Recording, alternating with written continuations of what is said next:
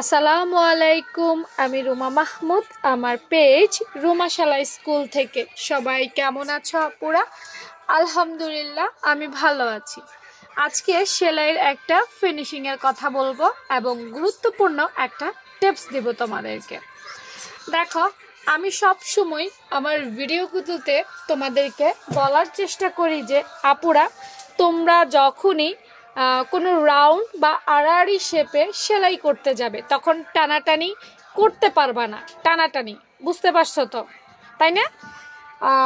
সবসময় এই কথাটা বলি, কিন্তু আজকে আমি তোমাদেরকে বলবো যে আড়াআড়িতে তোমাকে টানতেই হবে। এটা অনেকটা ফরজের মতো।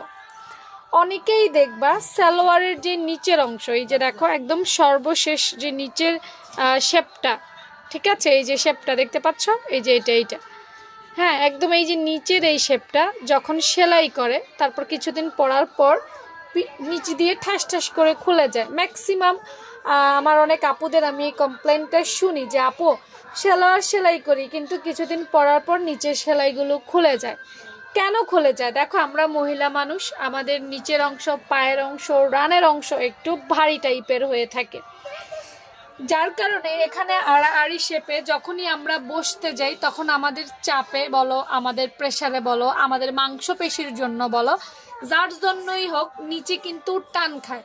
এই টান খাওয়াটার কারণে সালোয়ারের সেলাইগুলো খুলে যায়।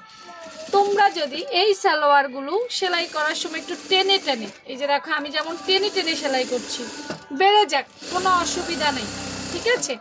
এগুলো একটু টেনে টেনে, যতটুকু টানা সম্ভব যদি টেনে টেনে সেলাই করো, কখনোই এই সালোয়ারের এই সেলাইগুলো খুলবে না।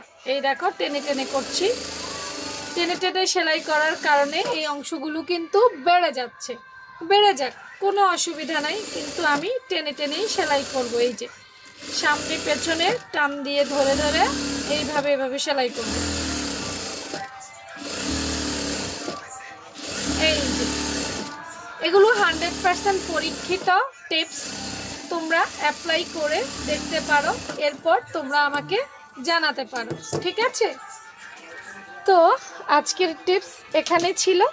এত সুন্দর সুন্দর টিপস পেতে, বা যদি তোমাদের মনে হয় যে হ্যাঁ টিপসগুলো কার্যকরী, তাহলে কিন্তু পেজে ফলো রাখতে হবে। ফলো না রাখলে আমার নেক্সট ভিডিওগুলো কিন্তু তোমরা পাবা না, ঠিক আছে? আর যদি মনে করো যে এই ভিডিওগুলো তোমার অনেক দরকার, কখনো দরকার হবে, অন্যদের সাথে শেয়ার করার প্রয়োজন আছে, তাহলে শেয়ার অপশনে ঝটপট ক্লিক করে শেয়ার করে দাও।